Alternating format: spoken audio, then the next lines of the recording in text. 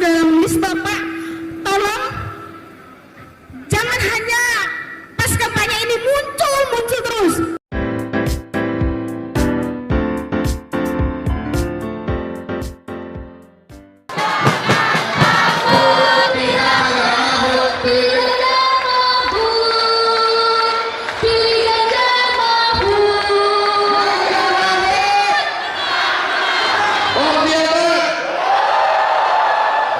Terlepas dari IKN Pak, apa yang akan Bapak fasilitasi untuk bisa mengatasi inferioritas kompleks yang terjadi di Kalimantan Barat? Pertanyaan kedua.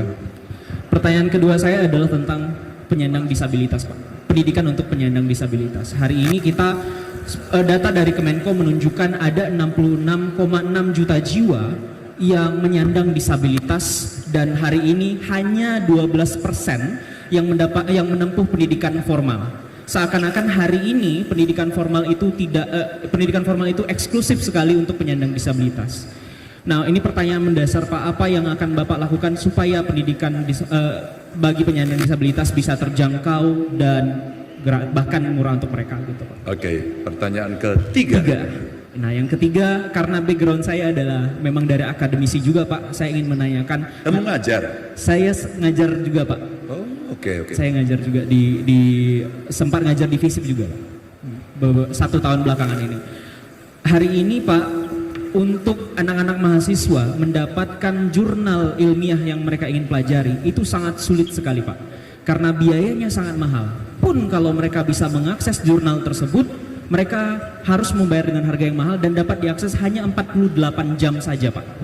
Itu menunjukkan bahwa hari ini universitas tidak memiliki pendanaan yang besar untuk bisa mengakses jurnal tersebut. Padahal publik umum dan mahasiswa Pak itu punya hak untuk bisa mengakses pengetahuan. Walaupun pengetahuan sudah bisa diakses dimanapun dan kapanpun, tapi harganya sangat mahal Pak.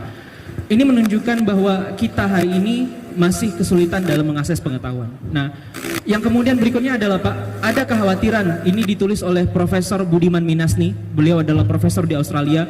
Beliau menunjukkan kekhawatiran bahwa hari ini banyak peneliti di Indonesia yang menulis artikel jurnal ilmiah itu lewat proceeding, lewat seminar Pak. Sehingga Scopus melihat bahwa Indonesia itu tertinggi di Asia Tenggara untuk publikasi jurnal ilmiah Pak. Tapi dari 51.000 yang diterbitkan, sebagian besarnya itu proceeding hasil seminar internasional Pak. Sehingga banyak yang beranggapan, dunia internasional beranggapan bahwa Indonesia memiliki kualitas yang rendah dalam publikasi. Artinya satu Pak, kita mementingkan kuantitas daripada kualitas Pak. Bagaimana apa yang akan Bapak lakukan supaya ini bisa, pertama ini terjangkau, dan yang kemudian kedua peneliti bisa menghasilkan kualitas. 3 pertanyaan ini suasananya rasanya kayak debat kandidat. Tapi nggak apa-apa. Saya mau sampaikan pertanyaan Reni sebut sebagai representasi anak muda, keren, berbobot, dan saya orang yang meyakini inferiority complex tidak perlu ada. Karena apa? Ray sudah menunjukkan dirinya bahwa dia tidak hanya setara dengan pendidikan yang tadi dikhawatirkan lebih rendah dari Jawa, tapi dia dengan pertanyaan ini kualitasnya sudah melebihi yang dari Jawa. Itu tadi yang disampaikan Ray. Terima kasih Ray. Satu-satu ya. Inferiority complex. Kalau kita melihat seperti itu, hari ini seluruh batas-batas wilayah itu hilang. Karena apa? Karena alat ini. Maka teman-teman, saya ingin sampaikan bahwa ini bukan dari demokrat tidak perlu ada, karena sebenarnya orang bekerja juga tidak harus ada dari Kalimantan Barat. Padahal kami punya Pak kemampuan yang lebih tinggi sumber daya manusia yang ada di Jawa. Saya tidak bermaksud mendikuti, tapi hari ini karena saya menyampaikan bahwa ini case itu terjadi di Jawa, maka sebenarnya saya menjadikan case kasusnya ada di Jawa. Kenapa di sini bayarnya kita bawa 100.000 di sana 1 juta? Kenapa tidak di sana? Kalau saya sudah dari rumah pakai kayak gini, kemudian yang membereskan masuk subscribe di sana, selesai. Jual anak-anak dia mengikuti lomba, dan lomba itu kelasnya internasional untuk membuat satu model pesawat terbang sejak dari dulu. Dia hanya lulusan SMK, workshopnya ada di rumahnya, dia dulu lulusan itu, dia ada kerjakan di situ, dan kemudian dia kirim ke sana, yang dia dapat perubahan. Kita bisa menggunakan keterampilan kita, menggunakan teknologi, selesailah sudah semua itu. Maka nggak ada lagi batas-batas wilayah, karena itu akan diterjang oleh digitalisasi yang sekarang ada. Jadi inferiority complex yang mungkin melembaga, bukan kasus 1-2 orang, maka betul yang mesti diperbaiki adalah sistem pendidikan yang ada. Maka tadi bagaimana kemudian kampus-kampus agar bisa menyiapkan ini dengan baik? Kenapa sih sekolah kita setidaknya sampai tingkat sekolah menengah itu mesti gratis agar akses pendidikan bisa diterima oleh siapapun, agar semua bisa menerima. Kalau tidak akan ada keadilan. Saya berkeliling seluruh Indonesia dan saya mulai kampanye saya dari Merauke. Baik. Kenapa dari Merauke? Kenapa saya tidak mengambil tempat di mana dari sisi elektoralnya tinggi? Baik, Merauke dikit, tempatnya jauh. Ngapain? Karena saya ingin melihat ujung-ujung Indonesia dalam kondisi yang sebenarnya. Dan akhirnya betul saya melihat ketidakadilan itu di sana. Apa yang mesti kita lakukan? Affirmative action. Tindakan afirmasi, tindakan khusus yang kita berikan agar ada daerah-daerah yang ada, kalau boleh saya sebut ya, di remote area yang jauh, 3T, yang itu juga akan menjadi kekuatan kita di balik. Kita twist dikit, kalau daerah perbatasan itu biasanya jelek, kenapa tidak dibikin itu lebih baik? Sehingga kita akan merasa bangga di pintu gerbang masuknya Indonesia. Di pemerintah ini saya respect. Karena apa? Karena perbatasannya dibangun. Meskipun belum semuanya, tapi jauh lebih baik dari sebelumnya. Salah satu orang yang dulu ngotot untuk memperbaiki perbatasan itu namanya Pak Cornelis. Mantan gubernur, saya masih ingat saya masih di DPR, beliau jadi gubernur, kemudian menyampaikan bagaimana wilayah perbatasan mendapatkan perhatian. Beliau marah. Beliau sampaikan dengan suara yang sangat keras pada saat itu. Dan baru terwujud memang pada pemerintahan berikutnya. Ini salah satu contoh saja. Maka kalau kita melihat akses pendidikan itu termasuk untuk penyandang disabilitas, maka konsep pertamanya adalah sekolah inklusi. Sekolah inklusi. Maka sekolah umum harus menyiapkan dirinya dengan baik agar dia juga menerima siapapun dalam kondisi apapun. Termasuk kita, termasuk saya.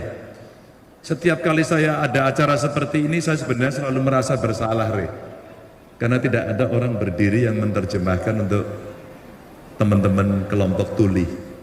Tidak ada. Maka beberapa kali kemarin saya ketemu di Ambon, saya ketemu ya. Terus kemudian sebelumnya di mana? Di Makassar kita ketemu ya, di beberapa tempat ketemu dengan anak-anak muda. Mereka selalu membawa teman-teman penyandang disabilitas. Dari sebagian yang kelompok tuli itu, dia menyampaikan pada saat-saat kampanye juga dia bilang, waduh, saya merasa bersalah dan berdosa. Maka saya belajar betul ketika menjadi gubernur waktu itu di Jawa Tengah, saya buka program magang dan salah satunya adalah para penyandang disabilitas. Salah satunya adalah tuli. Dari kasus itu saja mereka menyampaikan bahwa kenapa saya yang harus belajar, kenapa Anda tidak belajar? Maka saya belajar betul dan saya diajari oleh Surya Sahetapi waktu itu. Ya, dia di Amerika sekarang tinggalnya dan dia mengajari pada saya. Saya mau cerita sama Riz bahwa Surya mengatakan saya tidak mau pulang untuk sementara ini, saya ingin mengajar di Amerika dan dia sekarang mengajar. Karena apa? Orang lain di luar seperti kelompok Surya ini, dia juga belajar bahasa isyarat. Teknologi disediakan untuk membantu sehingga dia berbicara dengan umum dan terbantu oleh teknologi. Jadi sebenarnya dari pertanyaan Ray ini ada banyak sekali yang dengan teknologi, kemampuan, keterampilan kita bisa dorong. Sekolah inklusi menjadi salah satu syarat pertama. Yang kedua, perguruan tinggi mesti di-upgrade. Yang saya pikirkan sekarang 20% dari APBN, APBD itu untuk pendidikan. Tahu? Kalau APBN kita hari ini 3.000 triliun, kira-kira, maka kemudian 20%-nya adalah 600 triliun. Kalau 600 triliun, itu kita manage dengan baik, untuk dunia pendidikan kita, perguruan tinggi kita, rasanya tadi untuk mendownload atau mendapatkan informasi dari jurnal internasional tidak terlalu sulit. Ada kebijakan beberapa negara yang bagus sekali. Setiap buku baru kita membeli hak ciptanya, kita terjemahkan. Dan negara dengan pajak 0% kalau tidak salah terkait dengan produksi buku ini adalah India. Itu luar biasa. Maka di banyak kampus-kampus besar harus seperti itu. Tapi ketika kita mau bicara anggarannya kurang, kita tidak bisa minta anggarannya dong. Enggak bisa. Anggaran kita terbatas. Maka apa yang mesti kita lakukan? Yang kita lakukan adalah APBN-nya meningkat. Bagaimana cara APBN meningkat? Satu, yang ilegal dibabat. Semua yang ilegal dibabat. Maka semua akan masuk dalam pendapatan negara. Termasuk antara lain pajak. Kalau pajaknya tidak dikorupsi, maka semua akan aman. Maka rasanya begitu penting Presiden memantau langsung pengelolaan pajak ini. Dan sumber daya alam lain yang harus punya nilai tambah mesti diproduksi di tempat kita. Tapi itu artinya SDM mesti siap. Maka seperti perdebatan, apakah tenaga kerja asing itu boleh masuk atau tidak? Dan ini pengalaman saya sebagai gubernur waktu itu. Pak Ganjar itu kenapa banyak tenaga kerja asing? Oke, kalau perlu besok saya suruh pulang. Tapi hari ini kita siap atau tidak? Kita mesti menjadi realistis agar kita tidak sekedar omong-omong. Pakai G loh ini, pakai G. Karena ini geremuk-geremuk. Nah dari situlah kemudian proses pendidikan yang Ray sampaikan tadi, itulah kenapa harus menjadi prioritas pertama. Karena kita sedang mendapatkan bonus demografi. Kalau bonus, maka lihatlah pengalaman Korea Selatan, lihatlah pengalaman Jepang, ini Asia aja. Dan terakhir yang memanfaatkan ini dengan baik adalah Tiongkok. Tiongkok itu bonus demografinya baru tahun 90-an loh, di awal. Tapi kamu tahu, sekarang luar biasa peningkatannya dan hari ini menjadi negara yang sangat besar, ditakuti oleh seluruh dunia. Begitu, Ray? Oke. Perkenalkan Pak, nama Oke. saya Rina Siapa Pak dari namanya? Rina. Oke, Astarina. Saya dari Abang. Kamu mahasiswa sudah kerja SMP atau gurunya? Saya sudah kerja Pak. Di sini saya hanya ingin menanyakan Pak, apabila Pak Ganjar terpilih, Mic-nya gini, lurus gini. apabila Pak Ganjar nanti terpilih menjadi presiden, saya ingin menanyakan 100 hari kerja pertama Bapak, apa yang akan Bapak lakukan untuk Indonesia? Nah, Hebat sekali. oke. Harapan saya masuk dalam 100 daftar 100 hari kerja Bapak. Salah satunya itu adalah saya ingin meminta Bapak untuk segera sahkan undang-undang tentang perampasan aset bagi koruptor. Indonesia ini Pak, Indonesia ini kaya, kaya akan sumber daya alam. Tapi kok kita melihat banyak sekali rakyat Indonesia masih susah payah. Nah, itu semua karena terlalu banyak kasus korupsi yang sampai saat ini itu nggak tahu undang-undang itu kenapa sampai sekarang tidak disahkan. Yang kedua, saya ingin juga masuk dalam list Bapak, tolong jangan hanya pas kampanye ini muncul terus.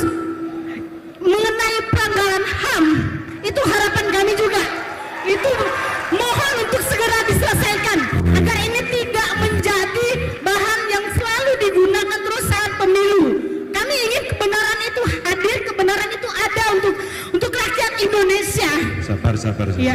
Oke, tepuk tangan teman-teman buat Oke, sekian. Terima kasih. Oh, tepuk tangan. Langsung dijawab ya. boleh Pak. Saya tidak punya program 100 hari pertama. Kenapa harus 100 hari pertama? Kenapa? Ada yang bisa menjawab? Kenapa kok selalu orang bertanya 100 hari pertama? Ada yang tahu sejarahnya? Di banyak negara maju 100 hari pertama seorang presiden begitu dilantik dia punya hak untuk merubah apapun. Di Indonesia tidak. Di Indonesia tidak. 100 hari pertama mengesahkan undang-undang nggak mungkin. Anda mau saya bohong? Atau saya kasih jawaban yang tegas? 100 hari pertama yang memungkinkan kalau pada konteks undang-undang perampasan aset adalah lobby dengan DPR masuk prioritas dan masa sidangnya dibahas.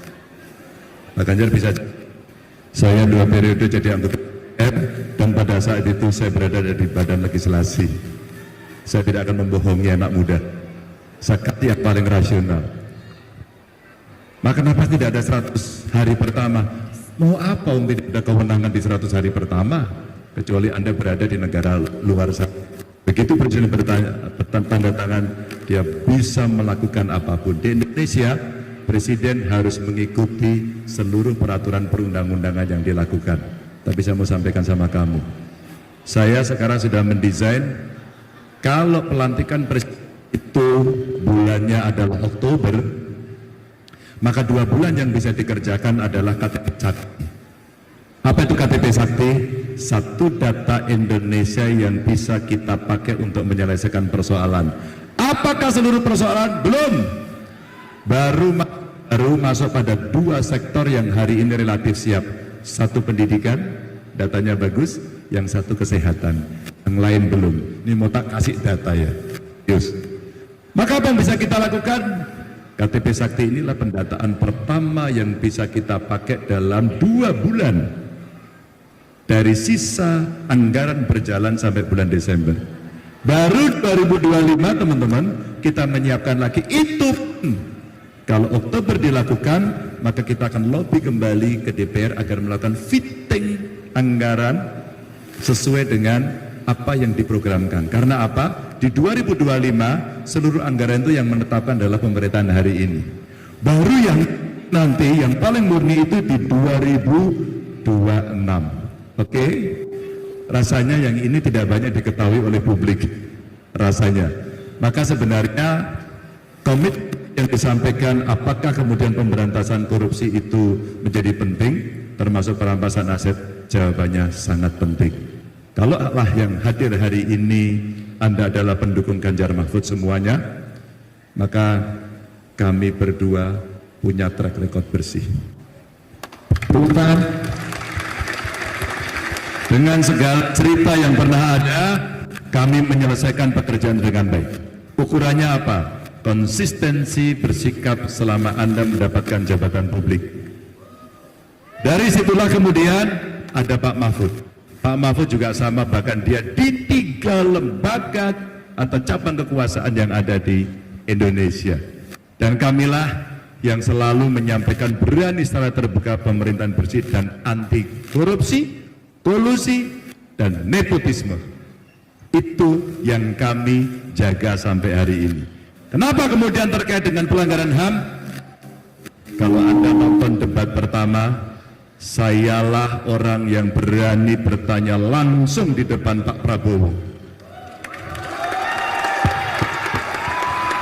Apakah sudah menghina beliau? Tidak. Apakah saya sudah mengungkit masa lalu? Tidak. Tadi beliau benar.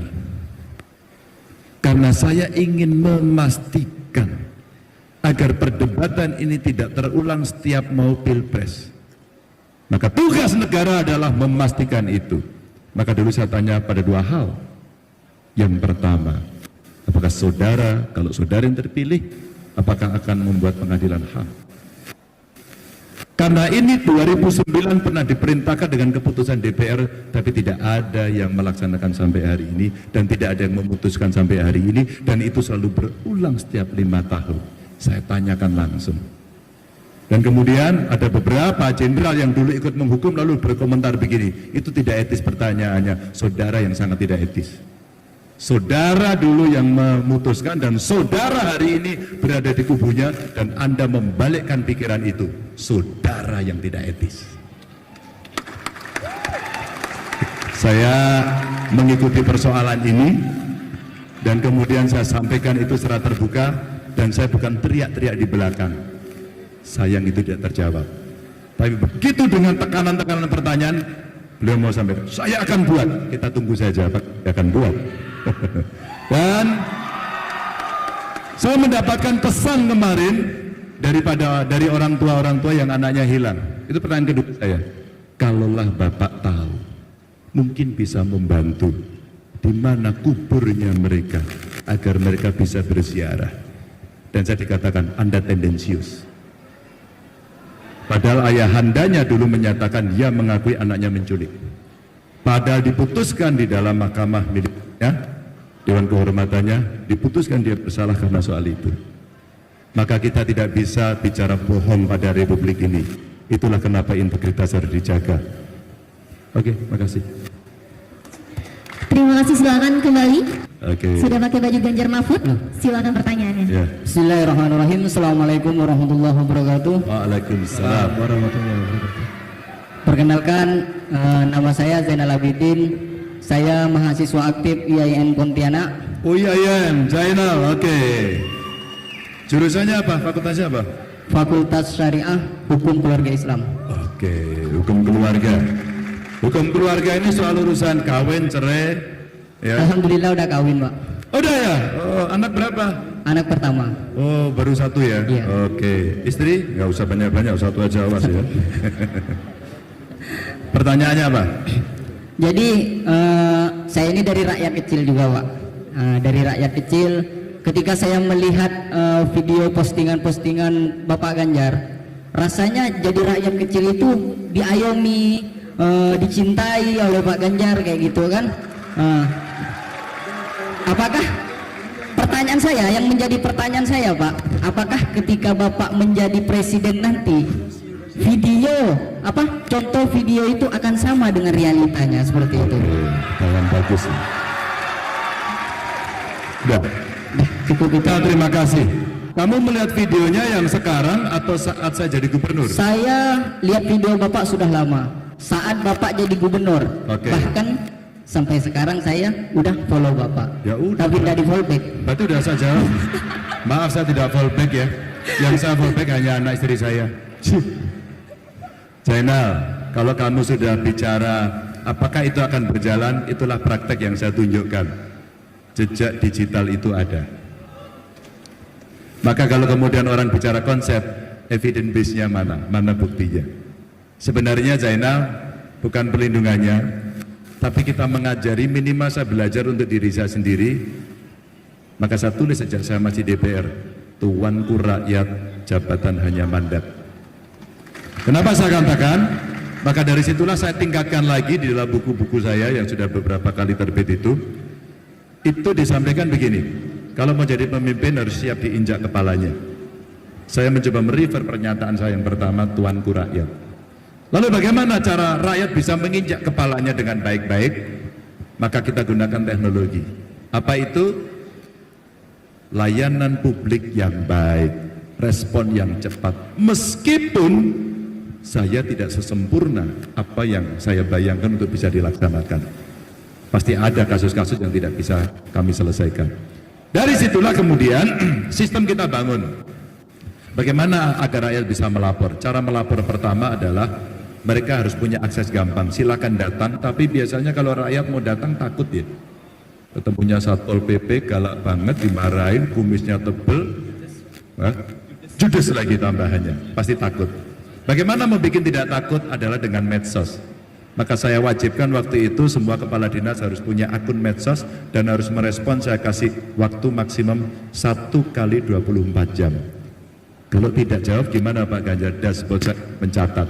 Lalu saya telepon, Bapak Ibu Kepala Dinas, ini sudah ada laporan, sudah 1 minggu tidak ada respon. Apakah Anda sudah bosan jadi kepala dinas? Sesuatu yang simpel kita berikan. Dan saya kemudian dibantu oleh perguruan tinggi, dan perguruan tingginya membuatkan saya aplikasi namanya Lapor Gub, dan Lapor Gub itu hari ini boleh Anda download di banyak tempat. Jadi artinya bagaimana cara melindungi, cara merespon, cara mengayomi adalah menggunakan teknologi dengan quick respon yang cepat, sehingga itu bisa diselesaikan. Nanti per sektornya kemudian kita membuat treatment. Oh, kenapa Pak Ganjar membuat sekolah SMK khusus untuk anak miskin? Kenapa? Karena saya berasal dari keluarga miskin. Kalau saya tidak kuliah, rasanya saya tidak pernah diundang ke Pontianak untuk berdiri di sini.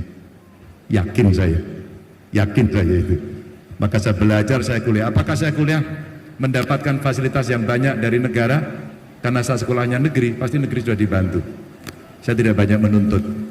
Tapi kalau negaranya nggak benar, pemerintahnya nggak benar, bukan pemerintahnya ya, bukan negaranya, pemerintahnya tidak benar, maka saya demo. Jadi kalau demo, kita biasa juga waktu itu.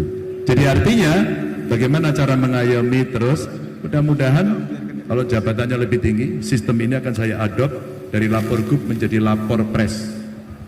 Lapor Pres itulah aplikasi yang sebenarnya bisa kita pakai untuk merespon cepat dalam perlindungan rakyat. Oke, Jenal. Terima kasih. Tepuk tangan buat Jenal. Terakhir. Izin ya Pak, grogi saya ini. Ganjar Mahfud menang. Namanya siapa? Oke, perkenalkan Pak, nama saya Jamal. Jamal, ini ID apa ini Jamal? Oh enggak, ID card pers Pak. Oh, pers? Ya. Oh, wartawan? Iya sih Pak, wartawan juga. Ya iyalah, kebakar pakai ID pers bukan wartawan. Jadi mohon izin Pak, sebelum masuk saya ada 2 pertanyaan. Yeah. Sebenarnya saya tuh sebelumnya juga pernah menjadi tim pemenangan dari Rumah Jokowi for Ganjar yang sekarang menjadi berubah nama menjadi Rumah Kebangsaan Nusantara. Dan sekarang saya bergabung di TPR, tim pembela rakyat, dan sedang magang sih Pak. Oh iya. Nah, ada 2 pertanyaan yang sebenarnya ingin saya sampaikan. Pertama ialah, andai ketika Bapak nanti terpilih menjadi presiden, amin, kita amin kan ya? Andai Bapak terpilih menjadi presiden, bagaimana Bapak mungkin mereformasi atau mungkin melakukan revisian terhadap kebijakan-kebijakan yang mungkin selama ini overlapping, masih tumpang tindih. Contohnya yang konkret apa? Baik, itu yang pertama ya Pak. Yang konkret, nanti dulu. Yang konkret ini di kedua Ya, Pak. apa? Nah, Enggak, pertanyaan jadi satu. Bagaimana Bapak membereskan apa tadi? Iya, kebijakan regulasi itu tadi yang masih overlapping. Oh, nah, iya. ini berkaitan dengan pertanyaan nomor 2 saya Bapak. Ya. Saya di sini mewakili pihak keluarga juga dan ada teman-teman pers nasional bahwa saat ini keluarga saya sedang menghadapi kasus cantrang yang mungkin Bapak tahu bulan Juni 2023 lalu ada kasus pembakaran cantrang dari Jawa Tengah kemari. Oh iya. Oke. Nah, ini yang sebenarnya ingin saya tanyakan ke Bapak, bagaimana sebenarnya penggunaan cantrang ini seharusnya beroperasi? Ya. Bagaimana cantrang dari teritorial misalnya Jawa Tengah bisa masuk di Kalimantan Barat sehingga menggubris nelayan-nelayan kecil? Itu yang minta saya tolong sama Bapak. Sampai saat ini saya juga bolak-balik ke pengadilan Mempawah. Saya harus memperjuangkan keluarga saya yang saat ini sebenarnya kami adalah korban tapi kami dijadikan terdakwa sampai dengan saat ini. Saya tetap memperjuangkan itu Bapak. Mungkin itu yang ingin saya tanyakan. Terima kasih Bapak. Cantrang adalah ketentuan dari kementerian yang harus dilaksanakan karena waktu itu menjadi aturan. Satu itu. Kemudian sampai ke sini kenapa jadi persoalan? Saya kira aparat penegak hukum nanti yang akan tahu menjelaskan secara detail, saya tidak tahu detailnya. Tapi kemungkinan kenapa bisa sampai sini bukan karena cantrangnya pasti. Itu pasti karena melampaui wilayahnya, bukan karena cantrangnya. Karena saya juga mengadvokasi soal ini. Dan terjadinya pembakaran ada di beberapa titik. Problemnya adalah satu dari nelayannya, apakah dia melanggar teritori? Oke Bu. Kalau dia melanggar teritori dia salah, maka mesti dikembalikan. Ya, dan itu bisa dikawal dengan peralatan atau petugas yang mengingatkan bahwa kamu sudah melebihi. Yang kedua, kenapa dibakar? Kita mesti tahu dari awalnya kenapa. Apakah yang membakar ini karena emosi? Yang jelas main hukum sendiri boleh nggak? Boleh nggak? Boleh. Hah? Kalau main hukum sendiri boleh nggak? Main hakim sendiri boleh? Boleh nggak? Boleh nggak? Oke, tidak. Nah nanti kamu tanya, kenapa dia membakar? Apakah karena ini senggolan, emosi, akhirnya terjadi seperti itu?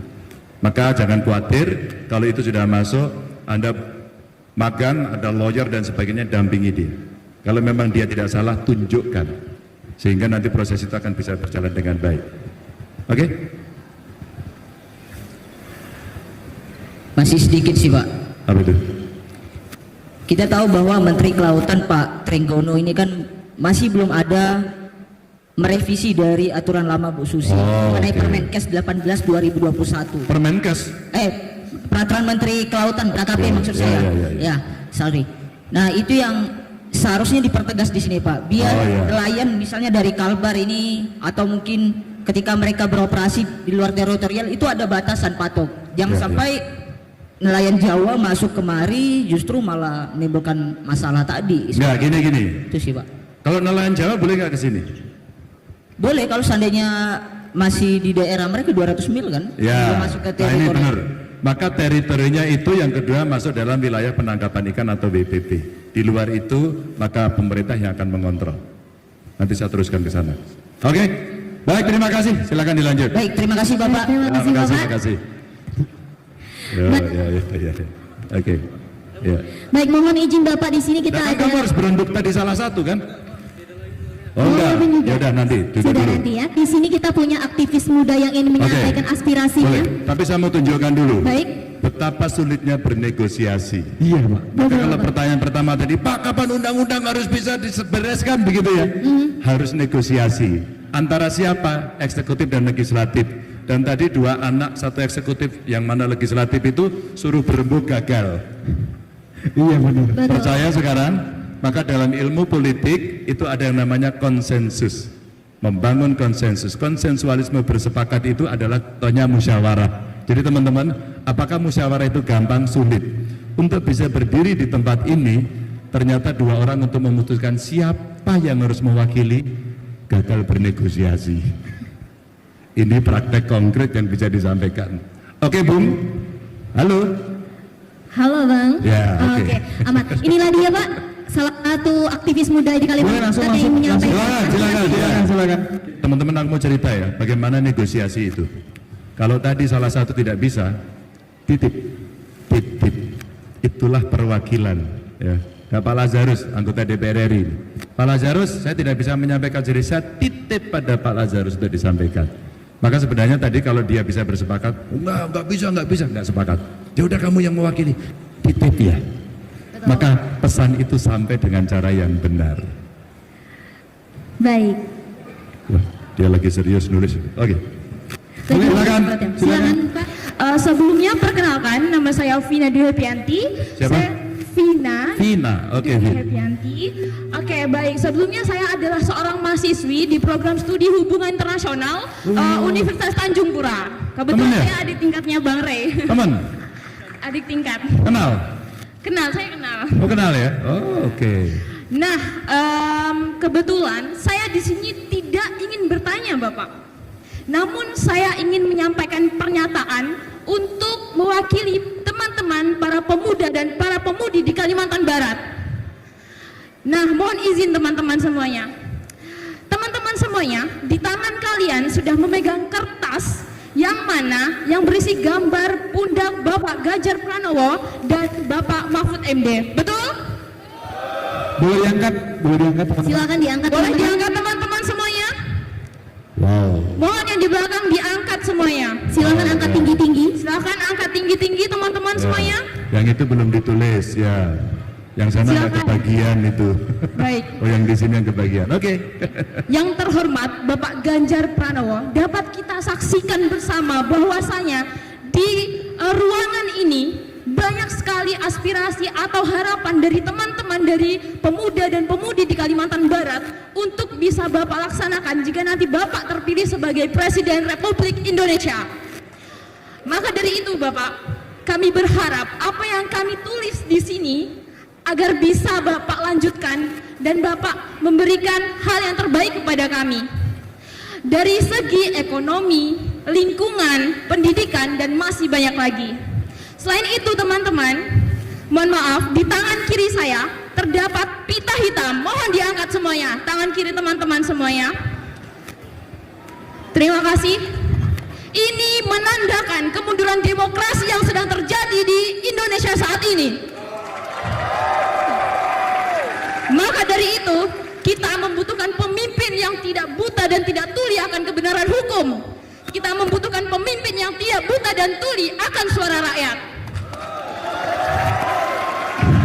Kami berharap Bapak bisa menjadi mimpi yang kami cita-citakan, Bapak bisa mewujudkan hal-hal tersebut. Sekian dari saya, terima kasih. Terima kasih, tepuk tangan. Terima kasih. Saya akan sangat senang kalau yang sudah ditulis dikumpulkan dan diberikan kepada saya. Oke, ini ya. Sebentar, sini. Mbak. Mbak, tetap di tempat? Iya. Kacamata saya ketinggalan ya coba. Kacamata? Enggak, pinjemin mic aja. Biar dibacain. Apa sebenarnya harapan? Oke, kalau dari saya pribadi ya, Ya, Pak, silakan. Apa? saya mengharapkan Dibaca aja. Saya mengharapkan pemerataan pembangunan dan lebih tegas terhadap hukum dan demokrasi dan melek akan kebenaran. Oke, tepuk tangan. Terima kasih. Terima kasih, silakan kembali. Ini bagaimana tanggapan dari Pak Ganjar sendiri? Saya ingin menyampaikan terima kasih. Saya kira di Pontianak, di Kalbar, untuk pertama kali dari audiens menuliskan ini. Oke. Saya dan Pak Mahfud membuat visi misi dibantu kawan-kawan dari partai dan tim. Itu mimpi kami setelah menggunakan seluruh data yang kita miliki. Apakah itu cukup? Tidak. Ketika saya tidur di rumah-rumah penduduk, ketika saya bertemu dengan komunitas seperti hari ini, selalu ada pikiran segar.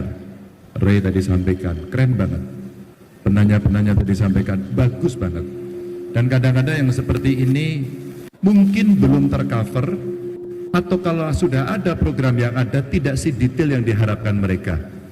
Dari beberapa hal yang seperti ini kadang-kadang muncul juga isu-isu lokal yang membutuhkan perhatian. Bahkan tidak selesai-selesai. Contoh tadi cerita soal cantrang dan persoalan hukum yang sedang dihadapi. Itu terjadi. Maka kenapa kami berkeliling ke pelosok-pelosok untuk lebih mendengarkan dan tahu, oh iya ada persoalan itu.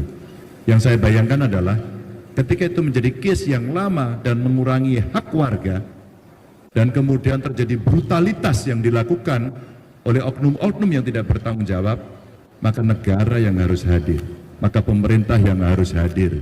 Dan saya terima kasih dari sekian banyak yang datang, semua punya kepedulian untuk menjaga demokrasi ini berjalan. Terima kasih Pontianak, salam untuk semuanya. Wassalamualaikum warahmatullahi wabarakatuh. Tiga.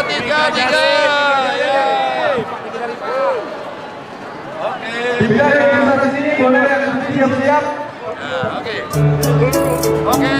Boleh. 3.